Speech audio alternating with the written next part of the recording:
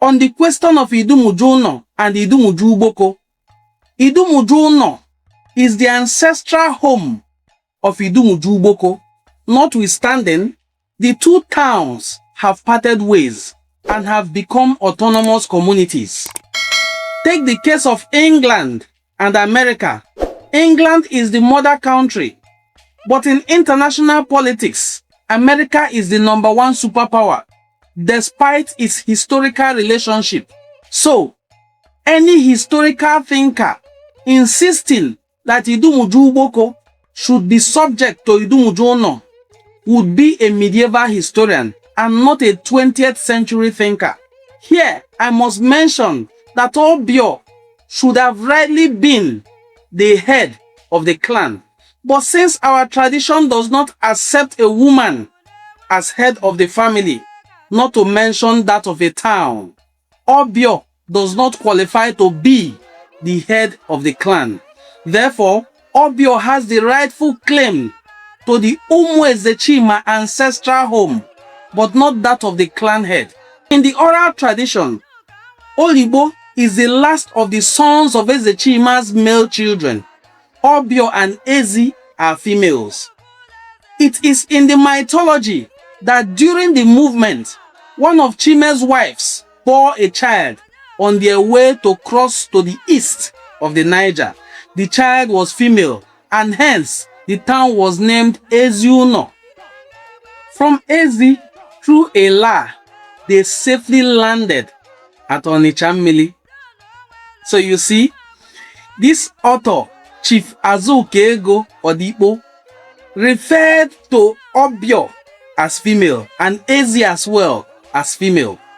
I mean, this raises another question in the history of Ezechime clan, because some people also believe that Obio is not female.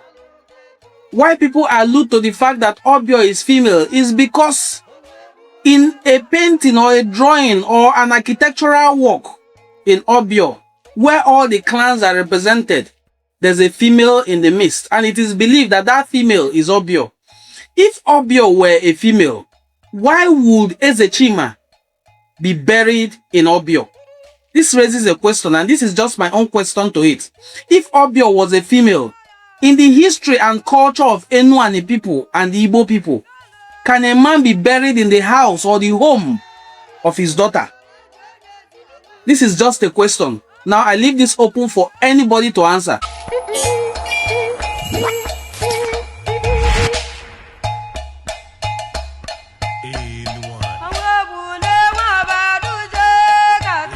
Umunemundi Igbo, umunemundi Enuani nọ n'ụwa niile.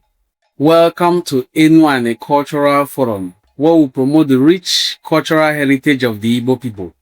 Today, as I promised some time ago, we're going to be reviewing the book, The Echoes of a Legend, Chronicles of Onicha-Olona, written by Chief Sir Michael Azukaego Odikpo. This is the epic book that came out all the way from Onicha-Olona and Ezechime community in Anyocha North local government area of Delta State. Today we are going to be reviewing the book.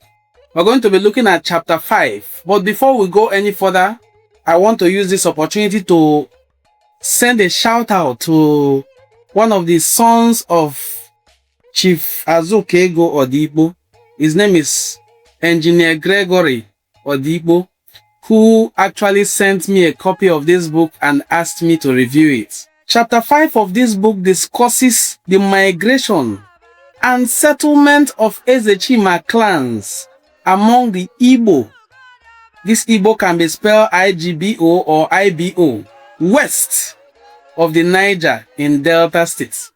This chapter recounts the movement and settlement of Ezechime west of the Niger, beginning with the departure from Benin around 1100 AD in the Ogiso Oba era, and following the lineage streams that founded Obio, Onitsha, Isele, Ezi, and Onichukwu.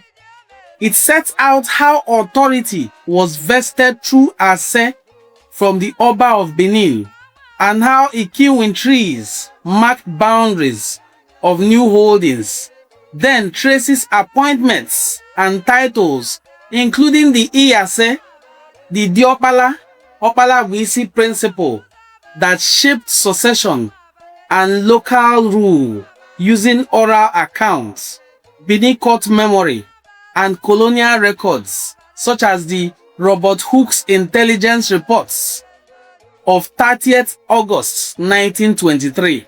The chapter links kin relations among Obio, Onitsha, and Isele with parallel lines from other wives of Chime, and follows later movements tied to maladministration and town breakaways. It also addresses the formation of clans, weighing ancestral claims against proximity and everyday association, and reviews disputes over headship and autonomy alongside the limitations of earlier legalistic narratives.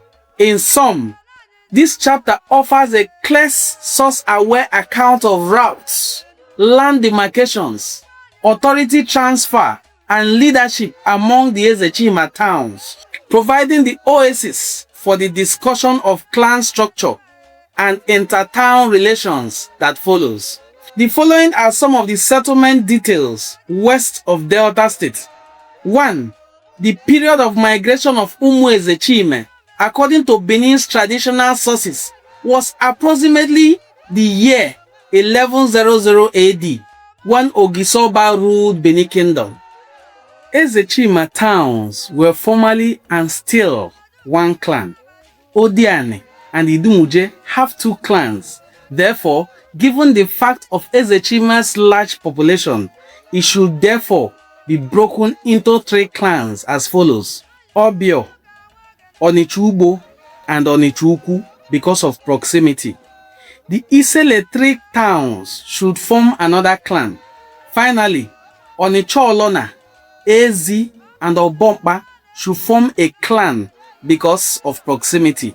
Now, all these are just based on proximity, not on ancestry. The principle of ancestral theory should only be applied to the Iseles, for it satisfies the same principle of proximity or contiguity. Applying the principles of ancestral lineage will mean that Onichubo, Onicha-Olona, and Onichuku should belong to one clan. However, this violates the principle of contiguity or proximity, bearing in mind that Onicha-Olona, Ezi, and Obompa are in the same geographical location. In view of the fact that they have lived and associated together, the principles of proximity and the advantages therein are more than sufficient to rule out the three towns coming together simply because of the principles of ancestral lineage are violated.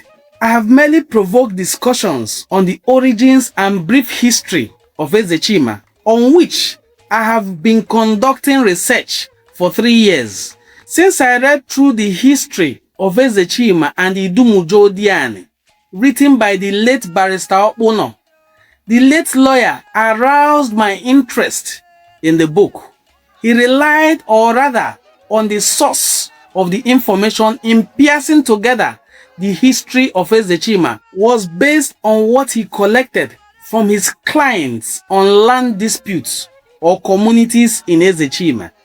His work, therefore, was subjective in outlook and lacked historical thinking. Now let's look at historical controversies and leadership disputes. Therefore, his work was that of a lawyer, which he was till he died. Regarding Obi Anyasi's efforts on the tussle of clan heads among Obis in Ezechime clan, I can only advise His Royal Highness to steer clear of the clan controversy over the headship of Ezechime. This is because worthy sons and daughters of the clan could easily set up a committee to look into proper origin now that the cat has been let out of the bag because of the efforts made by Onicha-Olona Progressive Union to look into the Obiship tussle. This was a result of various claimants to the vacant throne of Onicha-Olona. On the question of Idumujuno and Idumuju-Ugboko, Idumujuno is the ancestral home of Idumuju-Ugboko. Notwithstanding, the two towns have parted ways and have become autonomous communities. Take the case of England and America. England is the mother country, but in international politics, America is the #1 superpower, despite its historical relationship. So, any historical thinker insisting that Idumuju-Ugboko should be subject to Idumuju-Ono would be a medieval historian and not a 20th century thinker. Here, I must mention that Obio should have rightly been the head of the clan. But since our tradition does not accept a woman as head of the family, not to mention that of a town, Obio does not qualify to be the head of the clan. Therefore, Obio has the rightful claim to the Ezechime ancestral home, but not that of the clan head. When I start writing a series on Ezechime's history, I will pinpoint what qualifies or disqualifies other towns. In the oral tradition, Odikpo is the last of the sons of Ezechime's male children. Obio and Ezi are females. It is in the mythology that during the movement, one of Chime's wives bore a child on their way to cross to the east of the Niger. The child was female, and hence the town was named Eziuno. From Ezi, through Ela, they safely landed at Onitsha. So you see, this author, Chief Azukaego Odikpo, referred to Obio as female and Ezi as well as female. I mean, this raises another question in the history of Ezechime clan, because some people also believe that Obio is not female. Why people allude to the fact that Obio is female is because in a painting or a drawing or an architectural work in Obio, where all the clans are represented, there's a female in the midst, and it is believed that that female is Obio. If Obio were a female, why would Ezechime be buried in Obio? This raises a question, and this is just my own question to it. If Obio was a female, in the history and culture of Enuani people and the Igbo people, can a man be buried in the house or the home of his daughter? This is just a question. Now I leave this open for anybody to answer. Onicha seems to be the terminus of the end of the migration. In conclusion, it is significant to note that the Anioheze, in bracket Onicha shrine, is the supreme god of Ezechime. For the shrine is in all the towns of Ezechime. All the obis in Ezechime worship the Ani or Heze. So you see, the Anioheze shrine is like the supreme god of all Ezechime towns. All the obis in Ezechime worship the Anioheze, that is Onicha shrine, during the annual ceremonies. Obompa may be one exception because the founder of Obompa was a native doctor who accompanied Chime during the migration away from Benin, owing to the strife in the Benin kingdom. The Obi of Onitsha or Eze had worshipped at Anioheze, that is Onicha shrine, sometime at Onicha-Olona. Therefore, the reverence of Anioheze and its worship was a practice of the early Obis, particularly the founding figures like Obi Oreze, establishing the deep historical ties between Onitsha and Onicha-Olona. That is Onitsha now and Onicha-Olona. This establishes a very deep ancestral historical relationship between Onitsha and Onicha-Olona. Now, this is for those who like to claim that they are not Igbo by saying Onicha-Olona was called a Homioto or Homina. It was named Onochiane. It translated now, which was later misinterpreted by the Igbos as a Homioto or Homina. This is untrue. Now, this history book written by our father, Chief Sir Azukaego, Michael Odikpo, attests to the fact that there's an existing historical ancestral relationship between Onicha-Mmili and Onicha-Olona. So the foundation of Onicha-Mmili and Onicha-Olona is Igbo. They are sons of Ezechime, irrespective of the fact that they migrated back from Benin. It is a recoil migration, because when you hear the Onitsha people talk, as in Ifendi Jabo Onitsha Erika, but to be Onitsha, they say Ndi Onitsha don't Idu. These people like to leave Ado out and mention Idu. Ado is the present day Ife, where I continue to insist that Ndi Igbo lived and they still live. This account is not just of Igbo people alone. More of Yoruba people have attested to the fact that they are indigenous Igbos in ancient Ile-Ife. That is the word Ado in their name. And Ezechime is not the only returning Igbo from Ado. Ezemu was also one of the returning Igbos from Ado. Not just Ezemu, Obodo, Ezemu, Aniga, Ezenalia. These and Ekelie, the founder of Ashama, these are all returning Igbos that founded communities in Enuani. So, I want to encourage you to please pick up a copy of this phenomenal work by Chief Sir Azukaego Michael Odikpo. He's now late, but this book, The Echoes of a Legend, Chronicles of Onicha-Olona, remains a testament to his intellectual prowess. It remains a reminder, a constant reminder that indeed a legend lived among us, and that legend was Chief Sir Michael Azukaego Odikpo. This book was compiled by his children, his 4 sons, and most importantly, I've told you here that I would like to give a shout out to one of his sons, Engineer Greg Odikpo, who sent me a copy of the book and requested that I review it. It's a very interesting read.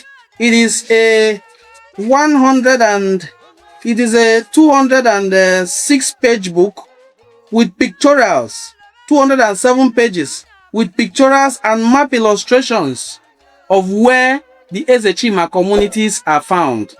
Thank you for watching this series. Look through our channel. Trust me, you will find so many other interesting books that you can see that we reviewed. If you also have a book that you would like us to review, please reach out to us through the phone number on our bio. And please check the comment section for a link on Amazon where you can download a very sound copy of this very interesting book. See you in our next videos. Bye.